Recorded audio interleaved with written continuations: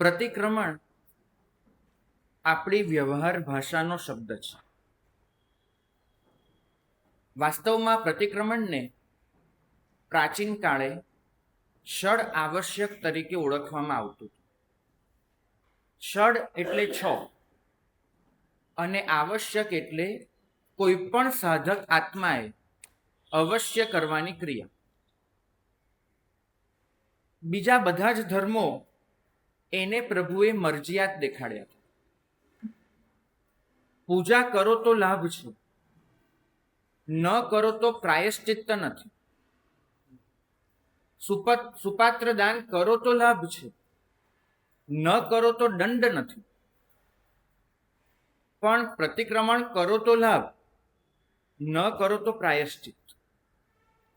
એ ન કરો તો ન ચાલે.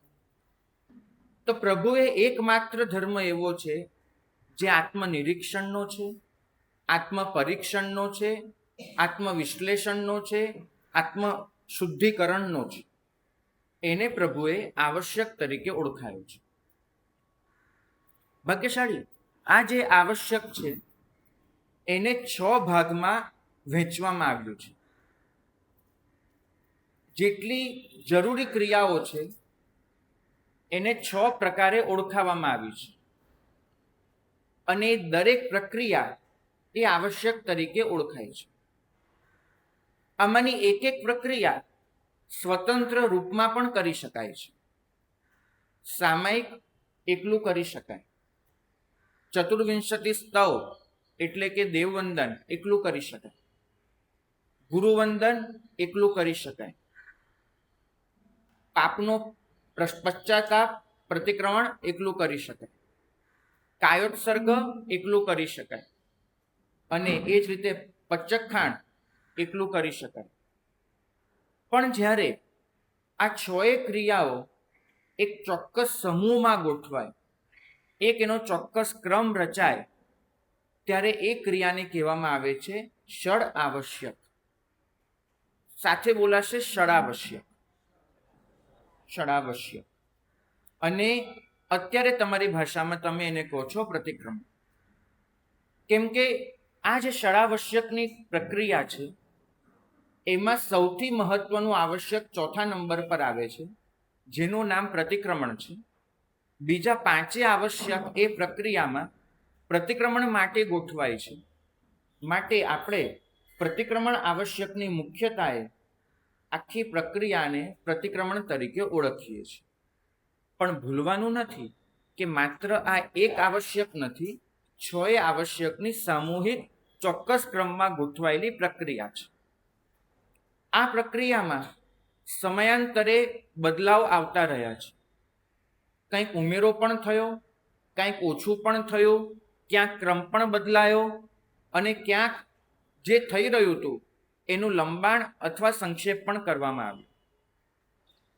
તો અત્યારે જે પ્રતિક્રમણ આપણે કરીએ છીએ એના હેતુઓ સમજવા માટેનો આપણો આ પ્રયત્ન છે.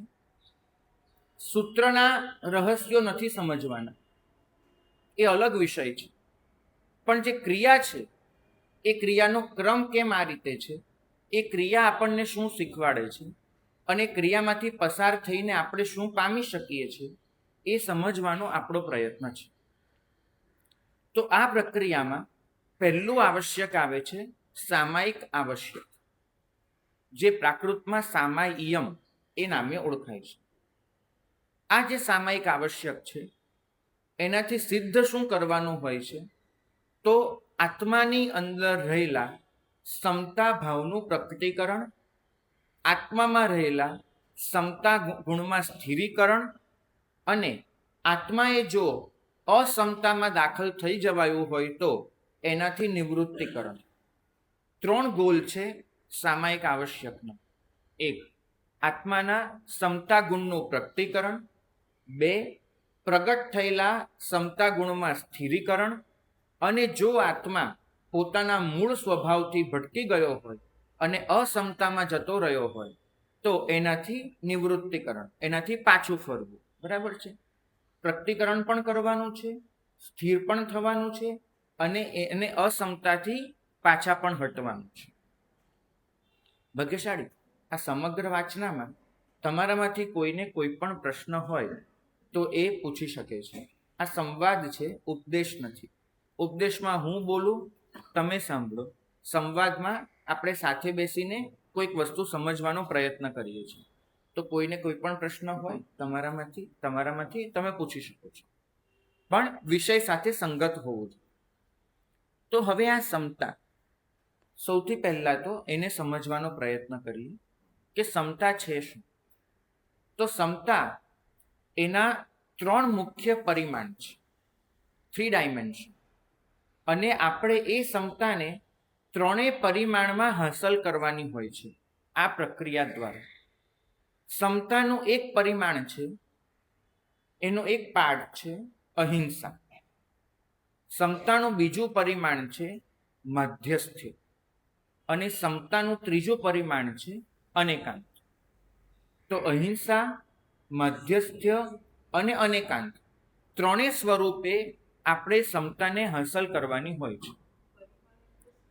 પરિમાણ એટલે તમે કોઈક વસ્તુને જુઓ, એના ડાયમેન્શન. બરાબર, તમે આ વસ્તુને આમથી જુઓ તો અલગ ડાયમેન્શન આવશે, સામેથી જુઓ અલગ ડાયમેન્શન આવશે. તો એ જ રીતે આત્માનું જે સમત્વ છે એને અલગ અલગ એંગલથી જોવામાં આવે તો સમત્વ અનેક રૂપે વ્યક્ત થાય છે. એ અનેક રૂપમાં મુખ્યતઃ 3 રૂપની છે. પહેલું છે અહિંસા.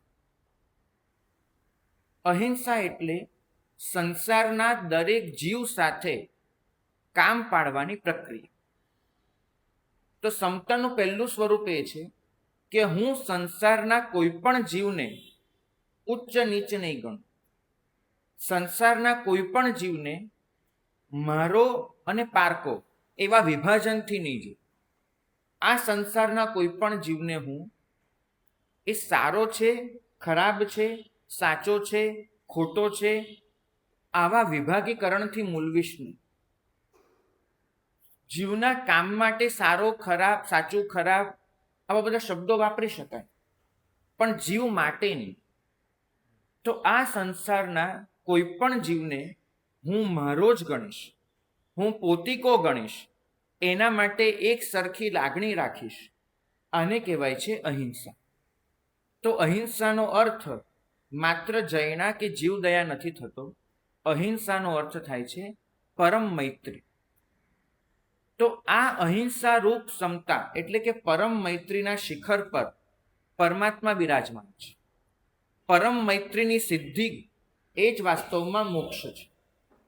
સંસારના દરેક જીવ સાથે પરમ મૈત્રી કેળવવી એ જ મોક્ષ છે.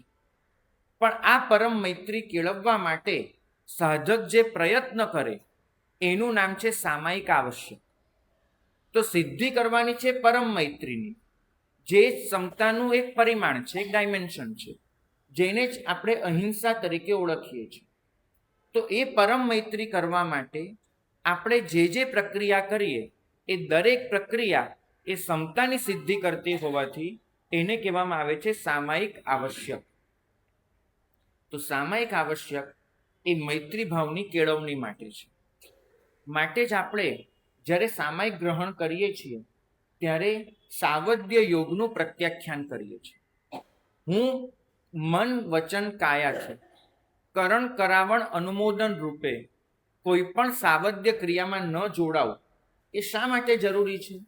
સમતાનો એ પાર્ટ કઈ રીતે બને છે સમજજો. હું સાવધ્ય યોગ નથી કરતો, એનાથી સમતાનું શું સિદ્ધ થાય છે? તો જ્યારે હું સાવધ્ય યોગ કરું છું ત્યારે મારા દ્વારા કોઈક જીવની હિંસા થતી હોય છે.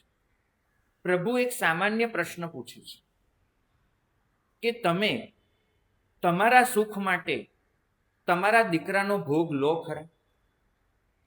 ધારો કે તમને એમ કહેવામાં આવે કે તમારા દીકરાના ગળે તમે છરી ફેરવશો તો તમને આ સુખ મળશે, તો તમે એ સુખ લો ખરા? તમારા દીકરાના ગળે છરી ફેરવો કેમ નહીં? કેમ કે તમે દીકરાને પોતાનો ગણો છો અને દીકરાનું સુખ એ તમારા કરતાં મોટું સુખ છે.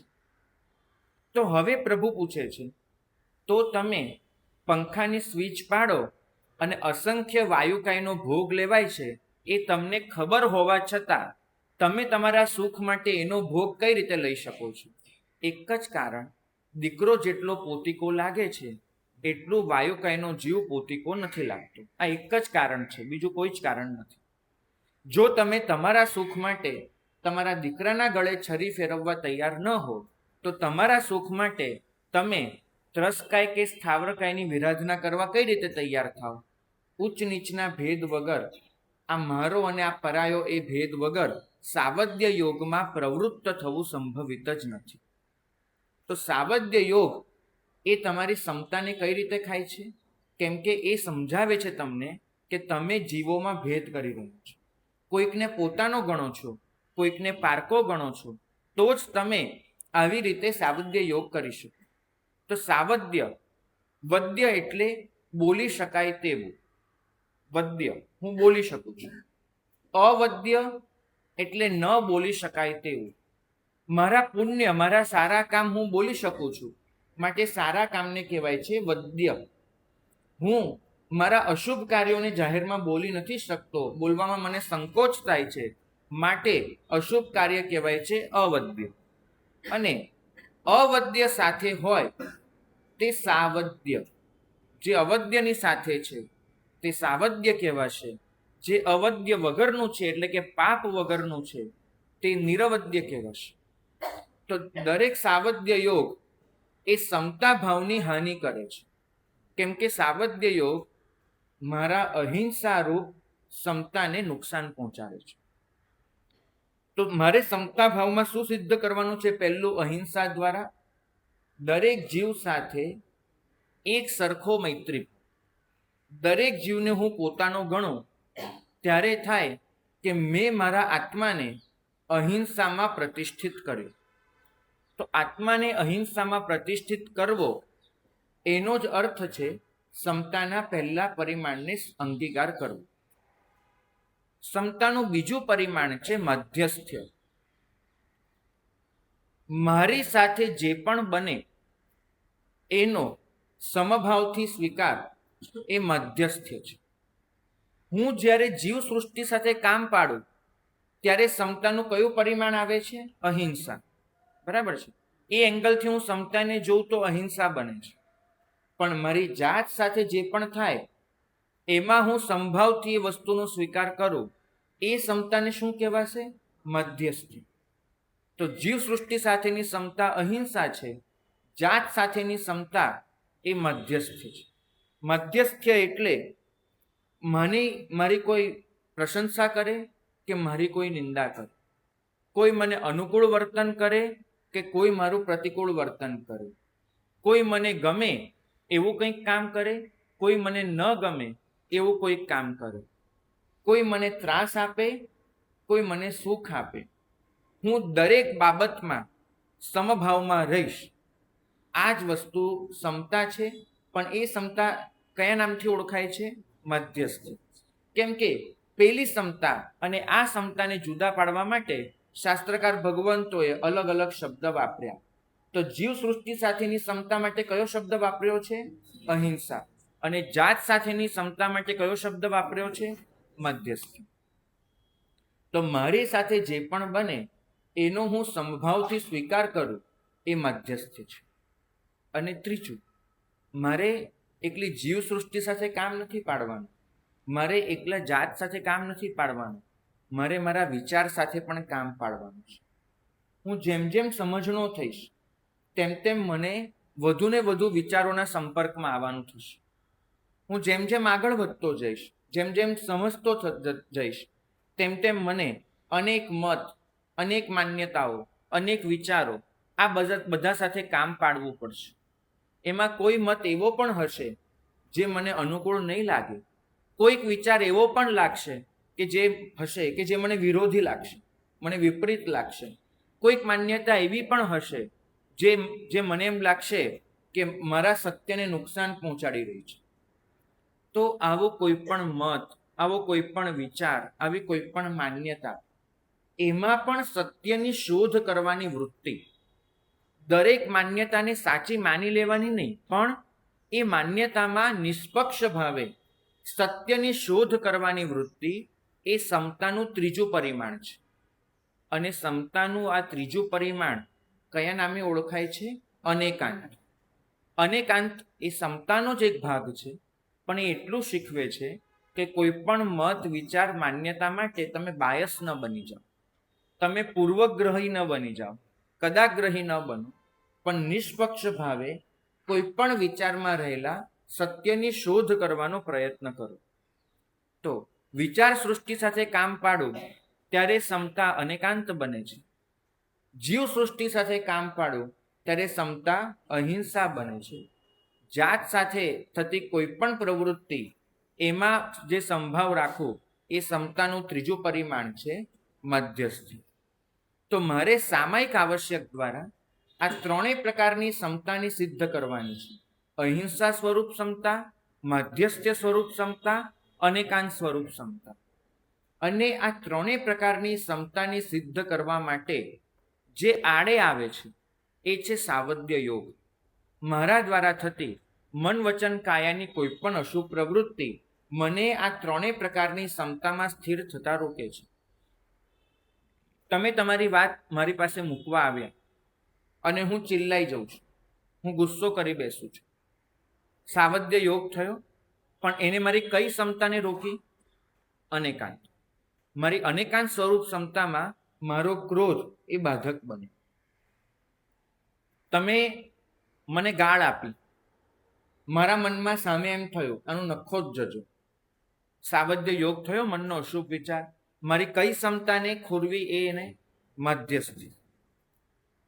તમે અહીંયા કંઈક કામ સારું કરી રહ્યા છો, પણ મારા મનમાં એવું છે કે આ કામ તો મારા ભાઈએ કરવાનું હતું, તમે કેમ કર્યું? તો હું તમારા સારા કામની પણ નિંદા કરી બેસું છું. સાવધ્ય યોગ થયો. મારી કઈ સમતા ખોરવાઈ? અહિંસા, મૈત્રી ભાવ ગયો. તો આપણો દરેક સાવધ્ય યોગ એક યા બીજી રીતે સમતાના કોઈક પરિમાણને ખોરવે છે. અને સમતાનું પરિમાણ ખોરવાય છે માટે આપણે સામાયિક આવશ્યક કરીને પાછું એ સમતામાં સ્થિર થવાની મહેનત કરીએ છીએ. તો ભાગ્યશાળી. સામાયિક આવશ્યક આપણને એટલું શીખવાડે છે. આખું વાક્ય બોલવું હોય તો આ રીતે બોલી શકાય કે હું મન, વચન અને કાયાના અસ્થિર યોગોને સ્થિર કરીને પાપમય પ્રવૃત્તિમાં એમના ઉપયોગને અટકાવીને અહિંસા, મધ્યસ્થ્ય અને અનેકાંત સ્વરૂપ સમતાના ત્રણેય પરિમાણમાં મારા આત્મદ્રવ્યને સ્થિર કરવાનો પ્રયત્ન કરું છું. આને કહેવાય છે સામાયિક આવશ્યક. એકવાર બોલ્યો, કોઈને નોંધવું હોય તો નોંધી લે આખી પ્રતિજ્ઞા. હું મન, વચન અને કાયાના અસ્થિર યોગોને સ્થિર કરીને પાપમય પ્રવૃત્તિમાં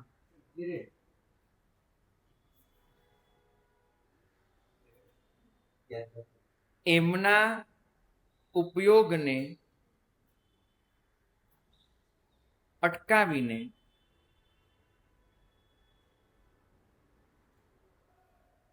અહિંસા,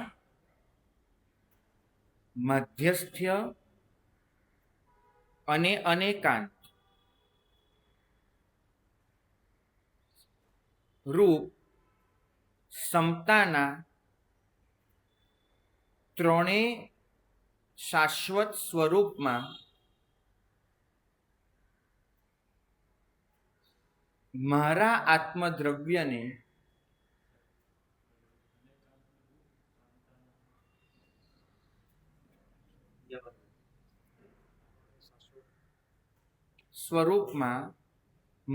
આત્મદ્રવ્યને સ્થિર કરવાનો પ્રયત્ન કરું છું. આ થયું સામાયિક આવશ્યક.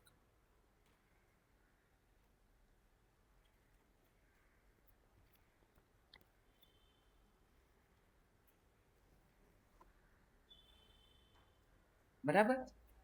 આ એનું પ્રારંભિક સ્વરૂપ આપણે જોયું. સૂત્રો દ્વારા આ સ્વરૂપને સિદ્ધ કરવાનો આપણો પ્રયત્ન રહેતો હોય છે.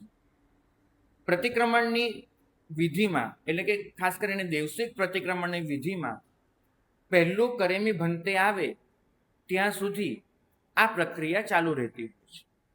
એ આપણે પ્રતિક્રમણની વિધિને એક એક આવશ્યક સાથે જોડીશું ત્યારે સમજીશું. અત્યારે તો આપણે દરેક આવશ્યકનો અર્થ સમજવાનો પ્રયત્ન કરીએ છીએ. બીજું આવશ્યક આવે છે ચતુર્વિંશતિ સ્તવ. પ્રાકૃતમાં કહેવાય છે 24 સત્થઓ, ચતુર્વિંશતિ સ્તવ. ભાગ્યશાળી, ચતુર્વિંશતિનો અર્થ થાય છે 24, સ્તવનો અર્થ થાય છે સ્તુતિ. પ્રભુ ફરમાવે છે કે તમે દુનિયામાં કોઈ પણ કામ કરવા જાઓ તો તમારે પહેલું એ કરવું પડે કે એ કાર્ય જેમના જીવનમાં અત્યંત ઉત્કૃષ્ટ રૂપે દેખાય છે તેમને તમારે આદર્શ રૂપે સ્થાપવા પડે. બરાબર છે? આદર્શ બનાવવા પડે. આજે કોઈ છોકરો ક્રિકેટ રમવા જાય અને એને એ લાઈનમાં આગળ વધવું હોય તો પોતાના રોલ મોડલ તરીકે, પોતાના આદર્શ તરીકે કોઈકને રાખશે કે મારે એના જેવા બનવું છે. અને એ જ રીતે કોઈ બોલિવૂડમાં જાય તો પણ આવું થતું. અને એ જ રીતે કોઈ વકીલાતના ક્ષેત્રમાં જાય ત્યાં પણ બનતું. અને એ જ રીતે કોઈ ડૉક્ટરના ક્ષેત્રમાં જાય ત્યાં પણ બનતું. તો તમારા મનમાં એવી કોઈક વ્યક્તિ બેઠેલી હોય છે કે જે વ્યક્તિએ તમે જે હવે કરવા ઈચ્છો છો તે કાર્ય બહુ સારી રીતે કરેલું અને તમે એના જેવા બનવા ઈચ્છો છો, તમે એને આદર્શ તરીકે સ્થાપો છો.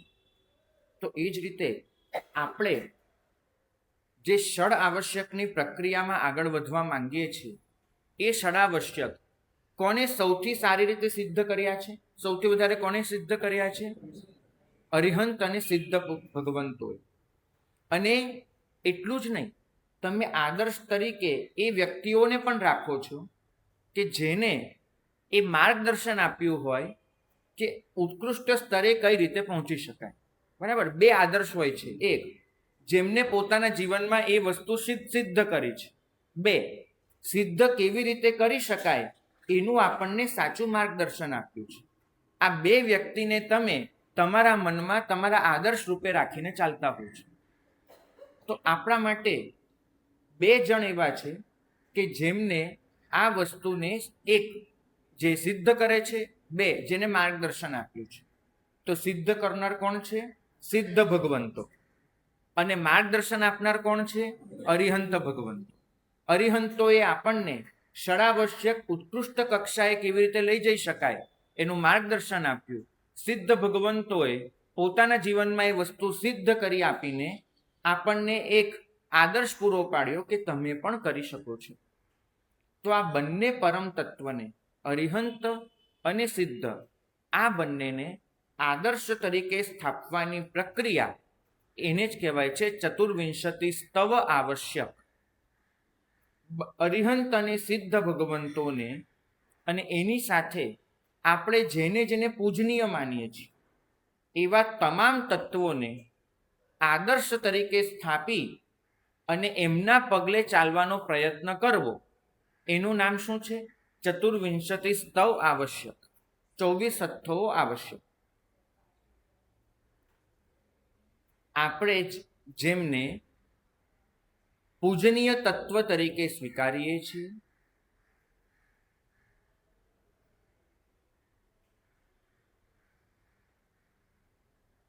બે, આપણે જે ગુણ કેળવવા માંગીએ છીએ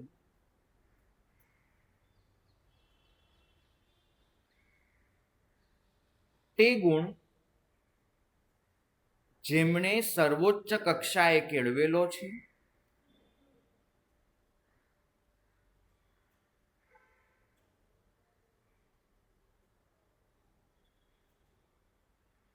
અને 3, એ ગુણ સર્વોચ્ચ કક્ષાએ કેવી રીતે કેળવી શકાય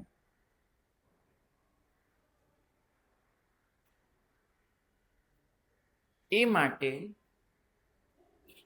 જેમણે માર્ગદર્શન આપ્યું છે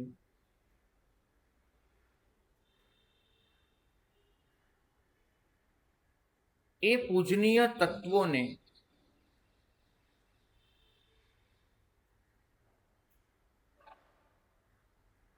નમસ્કાર કરવો,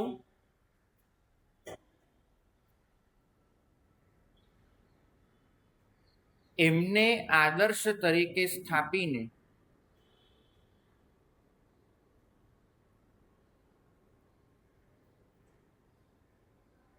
એમના જેવા બનવા માટે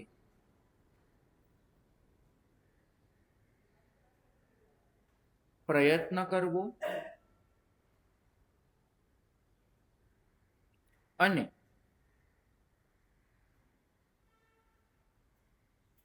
એમને બતાવેલા માર્ગે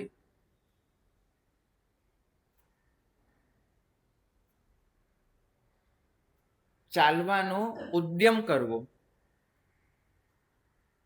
ચાલવાનો પ્રયત્ન કરવો, એ છે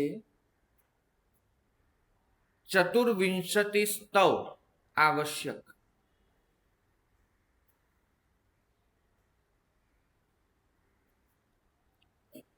આદર્શની સ્થાપના કરીએ એટલે આપણને આપોઆપ એમના જેવા બનવાની પ્રેરણા મળે, સ્વાભાવિક છે. અને એ માટેનો માર્ગ પણ આપણો ખુલતો જાય, પ્રકાશિત કરતો જાય. એક વસ્તુ હંમેશા યાદ રાખવી, જ્ઞાનીના બહુમાનથી જ્ઞાનતના બહુમાન, આ નિયમ બધે લાગુ પડે. તમારે જે ગુણ મેળવવો છે એ ગુણ જેનામાં હોય એની ભક્તિ કરો, એનો નમસ્કાર કરો, એની પૂજા કરો, એને આદર્શ તરીકે રાખો. એટલે એ ગુણ મેળવવામાં જે અંતરાય રૂપ બાબતો છે એ દૂર થવાની ચાલુ થાય. એ ગુણ મેળવવામાં આડે આવતા જે કર્મો છે એ કર્મો ઓછા થવાના ચાલુ થાય. એ ગુણ મેળવવામાં અત્યાર સુધી જે બાબતો નડી રહી હતી એ બધી જ બાબતો આપોઆપ શમતી જાય. અને તમે એ ગુણ મેળવવા માટે જે જરૂરી વાતો હતી, જે સંજોગો, જે પરિસ્થિતિ, જે સંબંધો, એ બધું જ સહજ રીતે પ્રાપ્ત થાય. તો ગુણીનું બહુમાન એ ગુણ કેળવવાની દિશામાં ભરેલું પહેલું જબરજસ્ત પગલું છે. તો આપણે ચતુર્વિંશતિ સ્તવ દ્વારા એ જ દિશામાં પગલાં ભરીએ છીએ. ગુણીનું બહુમાન કરીને એ ગુણ કેળવવાનો પ્રયત્ન કરીએ છીએ, બરાબર, એમના જેવા બનવાનું. આ બીજું આવશ્યક થયું.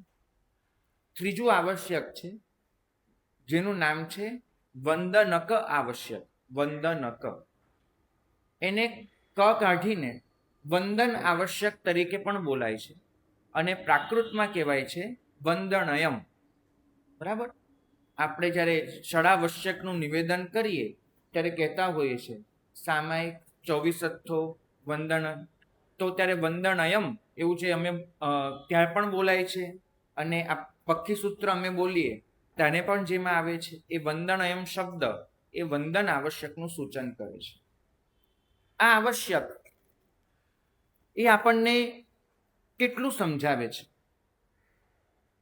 એ એટલું જ કહે છે કે આદર્શ તો તમારી સામે આવી ગયો, એ આદર્શે જે ઉપદેશ આપ્યો હતો તે પણ તમને સમજાઈ ગયો, પણ તમારી ભૂમિકા પ્રમાણે, બદલાયેલા દેશકાળ પ્રમાણે, તો વખતો વખત જે પરિસ્થિતિમાં પરિવર્તન આવે છે તે પ્રમાણે એ માર્ગ પર ચાલવું કેવી રીતે એ તમને કોણ સમજાવશે? થિયરી તો લખાઈ ગઈ, પ્રેક્ટિકલી તમને કોણ કરાવશે? ખાલી સિદ્ધાંતો આપી દીધા, એ સિદ્ધાંતોની સામાચારી કોણ દેખાડશે? તો એ જે દેખાડે છે એ છે ગુરુવર્ગ. અને ગુરુવર્ગનું બહુમાન કરવું એ વંદન આવશ્યક છે. પેલું આદર્શ તરીકે સ્થાપવાનું છે. જ્યારે અહીંયા તમને જીવનમાં ડગલે ને પગલે જેમનું માર્ગદર્શન મળી રહ્યું છે એ ગુરુવર્ગ માટેનું બહુમાન પ્રદર્શિત કરવું એ કહેવાય છે વંદન આવશ્યક. ભાગ્યશાળી આપણે જ્યારે વંદન આવશ્યકમાં દાખલ થઈએ ત્યારે આપણા તમામ ઉપકારી ગુરુ ભગવંતની છબી એને મનમાં લાવવાની હોય છે. તમને પહેલો નવકાર આપનાર તમારી મા તમારી પહેલી ગુરુ હતી. તમને પહેલી વાર આંગળી પકડીને પૂજા કરવા લઈ જનાર તમારા પિતા તમારા પહેલા ગુરુ હતા. ઘરમાં તમને 24 ભગવાનના નામ પહેલી વાર શીખવાડનાર તમારા દાદા દાદી તમારા ગુરુ હતા. 9 પદ એની ઓળખાણ કરાવનાર તમારા સ્વજનો તમારા પહેલા ગુરુ હતા. તમને ઉપાશ્રય સુધી પહોંચાડનાર તમારા મિત્રો તમારા પહેલા ગુરુ હતા. મુપત્તિ પલેવતા શીખવાડનાર બાજુમાં બેઠેલો શ્રાવક એ તમારો પહેલો ગુરુ હતો. નાનામાં નાની વાત જીવનમાં શીખવાડનાર તમારા પાઠશાળાના શિક્ષકો તમારા ગુરુ હતા. કોઈકનું જીવન તમારા માટે પ્રેરણાદાયી બન્યું અને તમે એવી રીતે જીવન બનાવવા પ્રયત્ન કર્યો, એ આપોઆપ તમારા ગુરુ થયા. તમારી આરાધનામાં સહાય આપનાર કોઈ પણ સાધર્મિક તમારા ગુરુ હતા.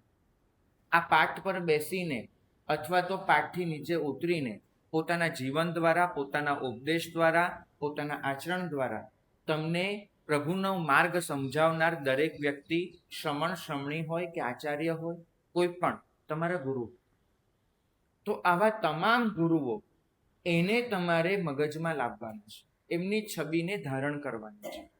અને એ ધારણ કરીને, ઉપકારી ગુરુ ભગવંતની છબીને ધારણ કરીને કેટલીક ભાવનાઓનું એમની સામે નિવેદન કરવાનું છે.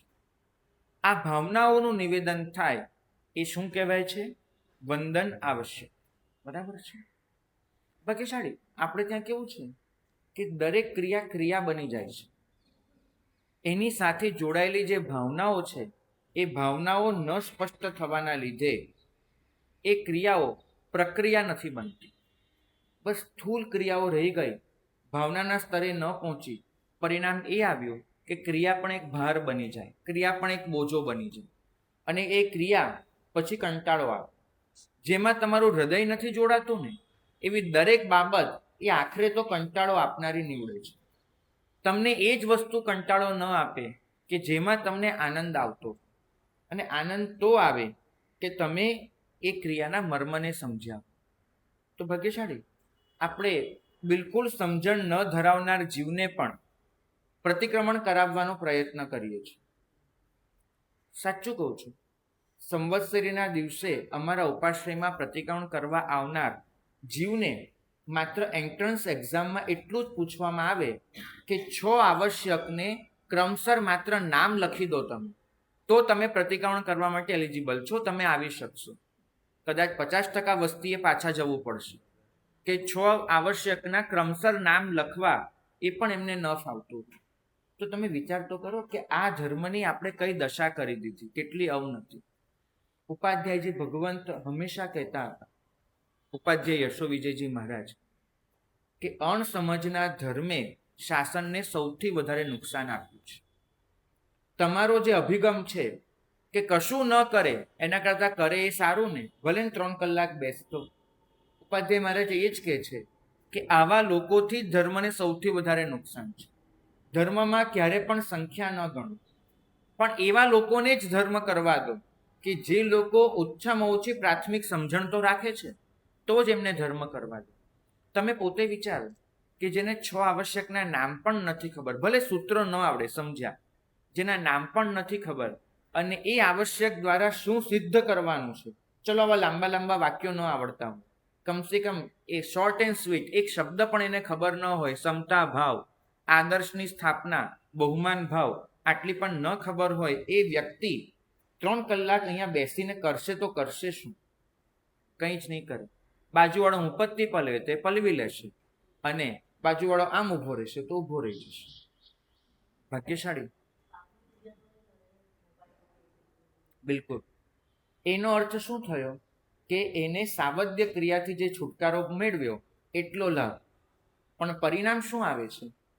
મેં કહ્યું તું એમ કે આવી વ્યક્તિથી મોટું નુકસાન એ છે કે સમજ્યા વગરની ક્રિયા આપણે કરવા દઈએ એ કદાચ 25 વર્ષ પછી પણ એ જ જગ્યાએ હશે. એને 10 વર્ષની ઉંમરે પહેલું પ્રતિક્રમણ એવું કર્યું હતું જેમાં એને 6 આવશ્યક નહોતા આવડતા. એ 35 વર્ષની ઉંમર થાય કે 65 વર્ષની ઉંમર એ જ રીતે પ્રતિક્રમણ કરશે. એ ક્યારેય શીખશે નહીં. પણ જો અહીંયા એક એન્ટ્રન્સ એક્ઝામ રાખી હશે કે 6 વર્ષકના નામ બોલીને અંદર આવો. કદાચ 2 વર્ષ પ્રતિક્રમણ નહીં કરે, 3જા વર્ષે શીખવાનો પ્રયત્ન કરશે. બધા નહીં કરે તો જેટલા પણ શીખશે તો તમે એના આત્મદ્રવ્યને ઉપર લઈ શકશો. કંટાળો તો આવે છે કે વગર મહેનતનું, વગર સમજણની ક્રિયા થાય છે. તો ભાગ્યશાળી બહુમાનમાં આપણે કઈ કઈ વસ્તુ વ્યક્ત કરવાની હોય છે? વંદન આવશ્યક પોતાની સાથે કઈ ભાવનાઓ લઈને ચાલે છે? તો કુલ 7 ભાવના શાસ્ત્રોમાં લખવામાં આવી છે. વંદન આવશ્યક વખતે જે 7 ભાવના ભાવવાની હોય છે. પહેલી ભાવના છે વંદન આવશ્યક વખતે. હવે હું જે ભાવના ભાવું છું એ સીધી શબ્દોમાં વ્યક્ત કરું તો આવી ભાવના હોય છે, હું મારા ધર્માચાર્ય પ્રત્યે. આ શબ્દ યાદ રાખજો. ધર્માચાર્ય એટલે તમને માર્ગ સમજાવનાર કોઈ પણ વ્યક્તિ, એને શું કહેવાય છે? ધર્માચાર્ય. બરાબર. એ શ્રમણ પણ હોઈ શકે, શ્રમણી પણ હોઈ શકે છે. તો ધર્માચાર્ય શબ્દ છે ધર્મ શીખવાડનાર, માર્ગદર્શક, ગુરુ. તો હું મારા ધર્માચાર્ય પ્રત્યે મન, વચન અને કાયાથી સમર્પિત થઉં છું. આ પહેલી ભાવના વંદન આવશ્યક. હું મારા ધર્માચાર્ય પ્રત્યે મન, વચન અને કાયાથી સમર્પિત થઉં છું. જ્યાં સમર્પણ નથી ત્યાં બહુમાન કેવું? જ્યાં સમર્પણ નથી ત્યાં વંદન કેવું? જ્યાં સમર્પણ નથી ત્યાં આવશ્યક કેવું? તો ભાગ્યશાળી તમે ખમાસમનું પણ આપો ત્યારે તમે શબ્દ વાપરો છો જાવણિક જાય. બરાબર. યાપનિકા. તો જાવણિક જાયનો અર્થ શું છે? સંપૂર્ણ સમર્પણ ભાવ. હું મારા મન, વચન, કાયા ત્રણેયને સમર્પિત કરું છું. અને એ સમર્પણ ક્યારે આવે છે? જ્યારે તમે નિસીહ્યાએ કરો તો.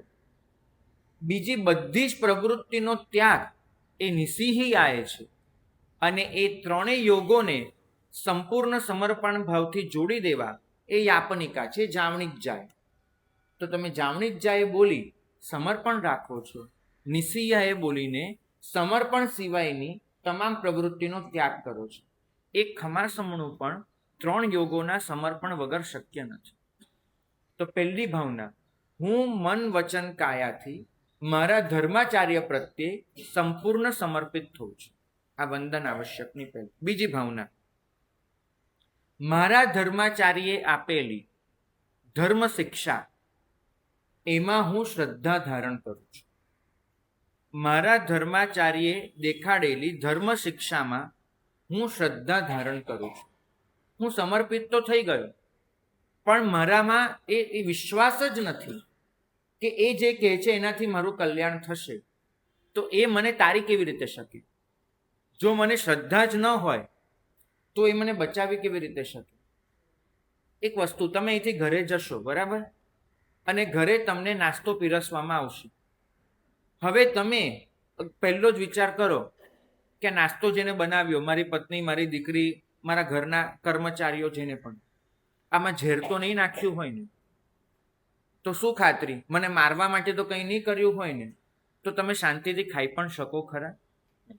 તમારે એક ઠેકાણે તો વિશ્વાસ મૂકવો જ પડે કે મારું આ વ્યક્તિ તો મારું ખરાબ નહીં જ કરે. તો એ જ રીતે એમને જે ધર્મ શિક્ષા આપી છે એમાં તમે સતત શંકા કરો તો એ શંકા તમારી શ્રદ્ધાને ખાઈ જાય. તમારો વિકાસ કેવી રીતે થાય?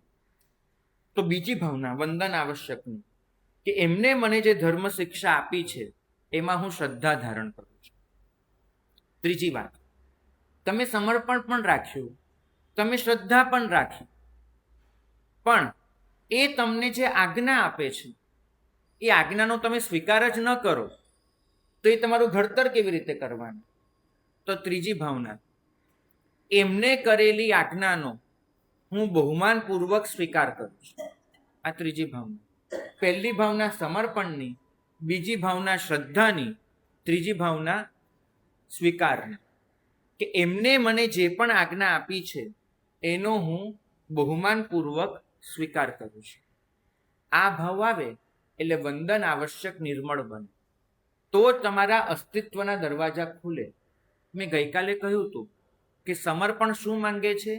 કોઈ પદાર્થ નહીં, પૂજા નહીં. એ માંગે છે કે તમે તમારા અસ્તિત્વના દરવાજા એવા ખોલી દો કે પરમ તત્વ અંદર પ્રવેશ કરી શકે. તમે દરવાજા બંધ કરીને બેસો તો પછી ક્યાંથી આવવાનું કશું? કવિવર ટાગોર યાદ આવે. એમની એક કવિતા છે કે બારી તો ખોલો, પ્રકાશને અંદર આવવા દો.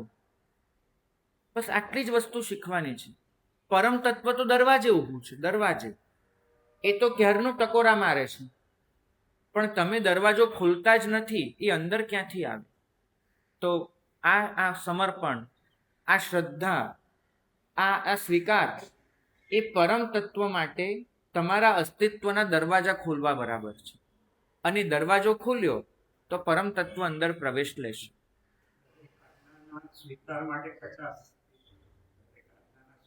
બિલકુલ, દરેક આજ્ઞાનો સ્વીકાર સહજતાથી નથી થઈ રહ્યો આપણા દ્વારા, એ કચાશ છે. પણ મેં કહ્યું એમ કે અત્યારે તમને જે શીખવાડવામાં આવે છે ને, એ આવશ્યકની ટોચ છે. ત્યાં સુધી તમારે પહોંચવાનું છે. અને તમારો વાસ્તવિક ધર્માચાર્ય કોણ છે? તમારા શ્રેષ્ઠ ધર્માચાર્ય કોણ છે? સ્વ. તમારી અંદર બેઠેલો આત્મા એ જ તમારો સર્વોચ્ચ ધર્માચાર્ય છે. અપદીવો ભવ, આ તો ભૂલવાનું જ નથી. અને એ ધર્માચાર્ય તમને જે શિક્ષા આપે છે, એ ધર્માચાર્ય તમને જે આજ્ઞા આપે છે, તે સાંભળવા, તેનો સ્વીકાર કરવા સુધી તમારે પહોંચવાનું છે. એ આપણી સર્વોચ્ચ છે. તીર્થંકરને કોણ હિત શિક્ષા આપે છે? તીર્થંકરને કોણ આજ્ઞા આપે છે? કોઈને એમ નહીં કહેવાનું, સ્વ આત્મા. માટે એમને સ્વયં સંબુદ્ધ કહેવાય છે. તો આપણે બધાએ સ્વયં સંબુદ્ધ બનવાનું છે. અત્યારે આપણે બુદ્ધ બોધિત છીએ. એમને જે શીખવાડ્યું તે પ્રમાણે કરવાનું છે. પણ આપણું લક્ષ્ય શું છે? સ્વયં સંબુદ્ધ બનવાનું. તો અત્યારે કોઈકની આજ્ઞા, કોઈકની શિક્ષા એ માનવાની છે, પણ ધીમે ધીમે આપણે સર્વોચ્ચ કક્ષાએ પહોંચવાનું છે. તો આ પહેલી 3 ભાવના, પહેલી ભાવનામાં સમર્પણ છે, બીજી ભાવનામાં શ્રદ્ધા છે, અને ત્રીજી ભાવનામાં સ્વીકાર છે. આ 3 ભાવના આજે આપણે જોઈ. બાકીની ભાવનાઓ અગ્રે અધિકાર વર્ત છે.